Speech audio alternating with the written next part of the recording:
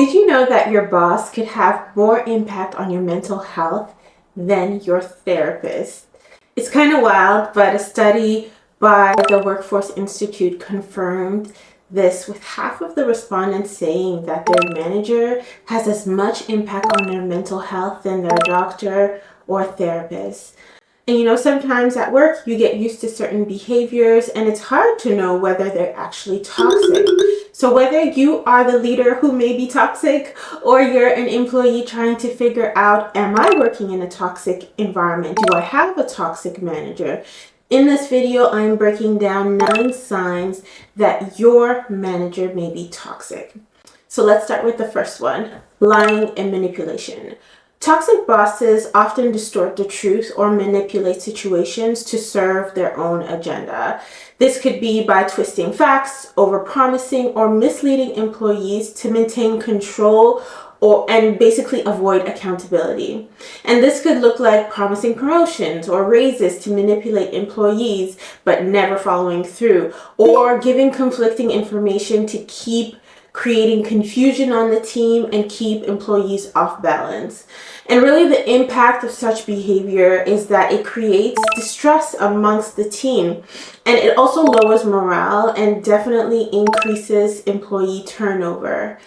The second thing is that they tend to lead with fear and intimidation. So instead of inspiring, motivating, toxic bosses use fear tactics to control employees. This may include threatening job security, public shaming, instilling constant anxiety about your performance. I've worked in a toxic workplace where the manager would use the fact that people are taking leave or vacation against them. They would create this fear that when you take time off, it impacts your performance. It impacts your ability to stay up to date on things. So the result is that people would not take time off because they thought it would negatively impact their performance and their ability to do their job.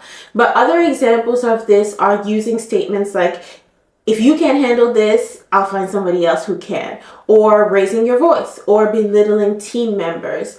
This is different ways that toxic bosses may use fear tactics to control employees. The impact is that people will feel undervalued. They'll feel overstressed, which can lead to burnout and definitely leads to lack of innovation and motivation to actually do the work.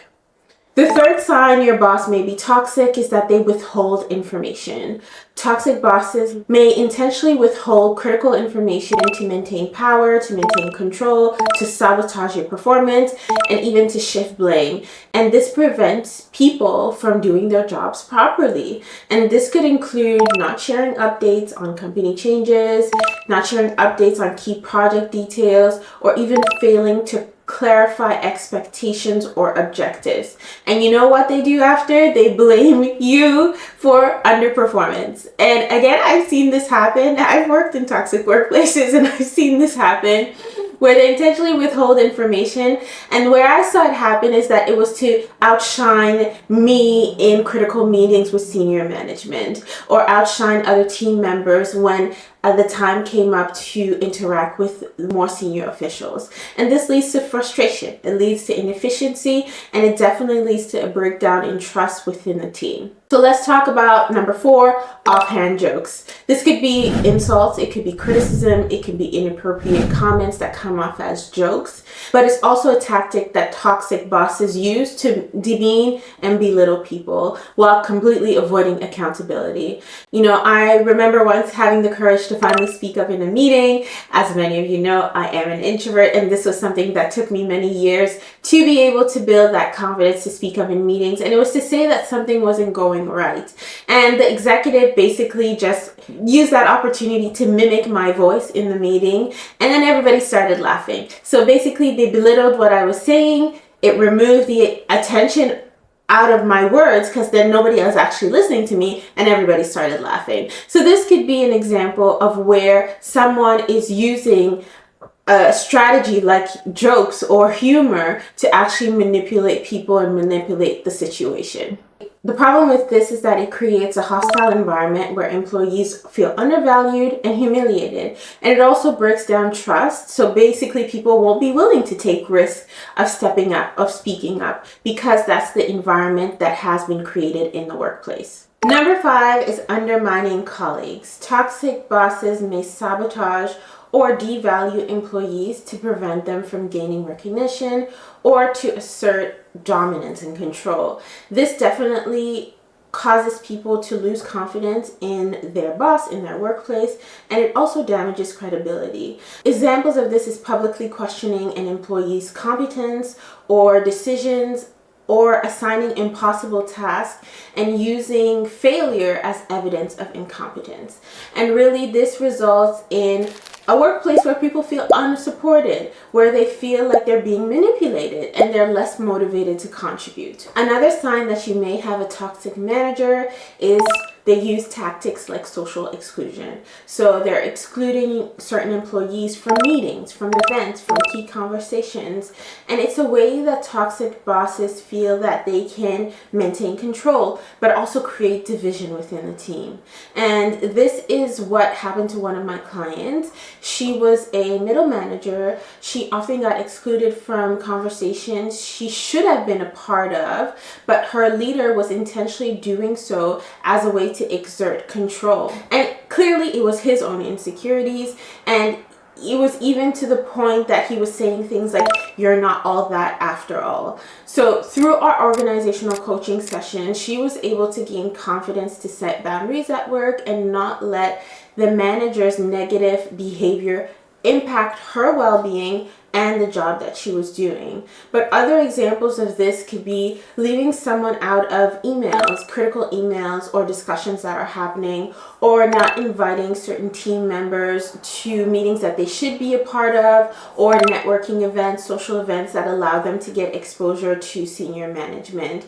And really, such behavior, it's just to make people feel isolated, to make them feel undervalued, which ultimately will harm team dynamics and productivity. Another sign that you may have a toxic boss is they never apologize and they blame others for their mistakes. So you know those bosses that I'm talking about. They make mistakes and they can never actually acknowledge that they're wrong. Instead, they justify their actions, they dismiss concerns, and they shift the blame to somebody else because they want to avoid all accountability. Or what happens is you give them an idea and they immediately shut it down. Or you give them an idea, and a week later, all of a sudden, they came up with this brilliant idea, which was your idea, and now it's a brilliant idea that we should move forward with. These bosses refuse to take responsibility, and they often point fingers at employees when things go wrong. These are the kinds of people who just ignore errors they've made, and they brush them off, or they say things like, "It's no big deal," or they completely shift responsibility to others, claiming that it was a miscommunication. This kind of nonsense erodes trust. It sets poor examples of accountability and growth, and employees will always fear being blamed and scapegoated for their mistakes. The 8th sign that you may have a toxic boss is they lack empathy. These are the kinds of people who show little regard for employees' emotions or challenges their well-being. They may ignore personal hardships or fail to support their team in times of stress. And these are the kinds of bosses who are only focused on the bottom line, only focused on what we do, but they're not focused on how we actually do it. They dismiss concerns about workload, about potential burnout, and they respond to personal emergencies or people having to deal with personal challenges with indifference or even hostility. They don't let you take time off. They don't value you as a person. They belittle you for being a parent. They don't respect your boundaries. I can go on, but I think you know the kind of person that I'm talking about. This is the kind of toxic culture or toxic boss that makes employees feel unsupported. If you are a leader and you recognize yourself in some of the behaviors that I just shared, then it's time for a change. If you need training, if you need support, if you need therapy, it's important that you deal with your own issues so you don't bring them into the workplace, because you're impacting people's lives and you're also impacting their well-being. If you are an employee who's working for a toxic boss, if the environment doesn't change, please change your environment, make an exit strategy, protect your mental health. And I share more on how to make an exit strategy in this video right here, so go check it out. I'll see you in that one.